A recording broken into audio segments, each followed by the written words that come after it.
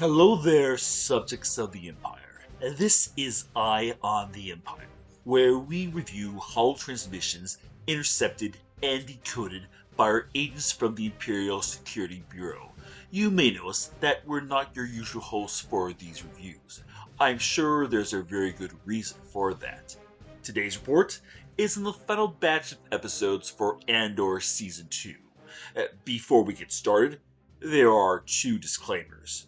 First, there will be spoilers. And second, we really enjoyed Andor Season 1, but we weren't the biggest fans of Rogue One. Will Season 2 be just as good as Season 1? Let's find out. Overall plot of this final batch of episodes deals with Luthen's team learning about the Death Star and trying to warn the Rebel Alliance about it before the ISB finds them. Luthen's greatest asset for information, Lonnie, arranges an emergency meeting with him. Lonnie has been sneaking a peek at Dedra's files, and has pieced together that the Emperor's energy plan was just a cover story for a super weapon. Lonnie says his cover's blown, and they're going to get him unless Luthen helps him escape, and they're onto Luthen too. What does Luthen do after learning this information?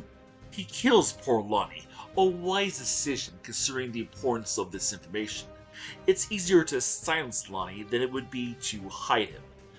If the ISB captured Lonnie, then they would discover Luthen, and it would be nearly impossible for him to pass that information to the Alliance. But wait, Lonnie already told Luthen that Dedra was onto him. Luthen's cover was already blown. Killing Lonnie doesn't keep Luthen's cover a secret. Old habits die hard, I guess. Dedra arrives at Luthen's shop just when he's about finishing up destroying evidence. She gloats about how she finally found him. There's no escape, and all those precious secrets about the rebellion will now be known to the ISB. What does Luthen do? He stabs himself in an attempt to keep those secrets a secret. In the last review, I wondered if Gorman would have any effect on Dedra. Apparently not much. She's still at her old job, acting like her old self. She really did a Cyril in these episodes. Because of her ambition, she sought out information about the Death Star, which Lonnie then learned from her files. She took it on her own to arrest Luthen, and did it in such a way that allowed him to stab himself. She's very much like Cyril, both believing strongly in law and order, both wanting to get the glory for capturing their greatest foe, and both screwing it up. Unlike Cyril, she's willing to do whatever it takes. Dedra sees people like Luthen just wanting to bring chaos to the galaxy. He calls it freedom. We can kind of see her point. Everything that the public knows about the Clone Wars paints the Old Republic as a failed system, with the Separatists threatening to tear apart everything through violence, a conflict that so traumatized citizens of the Republic that they welcomed an oppressive dictatorship because it promised them safety. Dedra justifies her evil actions because it is to maintain order from the chaos. Cyril wants to be just like her, but he wasn't strong enough to do what had to be done. Her ambition made it easier for her not to question the morality of her actions. The same ambition led to her downfall. Dedra ends the series in an Imperial prison, very much like the one Andor found himself in years ago. I don't think Dedra is really going to last long in there. All she has to do is to touch the floor outside her cell for it to all be over. The rest of the story involves Luthen's assistant as she tries to get past ISB security in order to pull the plug on Luthen to keep his secrets a secret, and then attempt to get the information to the rebels. Andor and friends go on an unauthorized mission to get her out of Coruscant. The rebels at Yavin are doubtful of this information. Luthen was using the tools of his enemy to fuel the flames of rebellion. He was the one responsible for basically uniting all of them into a common struggle, but he did it in such an immoral way that the Alliance wants nothing to do with him. But once the rumors come out supporting this information, does the Alliance send Andor out to learn more, leading us directly to Rogue One. This final arc is really Luthen's story. We learn of his origin, his importance to the Alliance, and his final sacrifice to get the information about the Death Star to them. I'm glad that his mysterious origin had nothing to do with him being a former Jedi.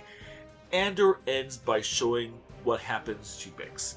She had Black Panther's child, same basic ending as that movie. The lead character is dead, but they live on through their child they didn't know they had. I guess they wanted to end Andor on a positive note.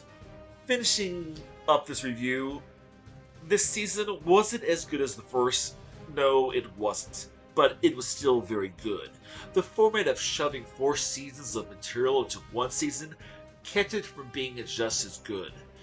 Together, both seasons are better than anything else that has ever been made for Star Wars since 1980. Gilroy did an outstanding job showing what could be done with Star Wars, a huge reason for this being his original lack of interest in Star Wars. Many hold a high opinion about Star Wars, or too invested in what Star Wars means to us. People who are making Star Wars today are just as big fans as we are. Fan service is what they're making. Instead of trying to tell a good story, they're trying to tell a Star Wars story. With this season, I think they should have really just focused on the Gorman story arc. The first story arc was just reintroducing everybody and everything to the audience. The last story arc was just setting things up for Rogue One. The Gorman story arc is what really saw the birth of the Rebel Alliance. It is what caused Andor to split from Luthen. It is what ended Searle's story. It is what brought Mon Mothma to publicly support the rebellion. There were some very great episodes in those other story arcs, but the most important one was Gorman. All 12 episodes of this season should have been devoted to that story.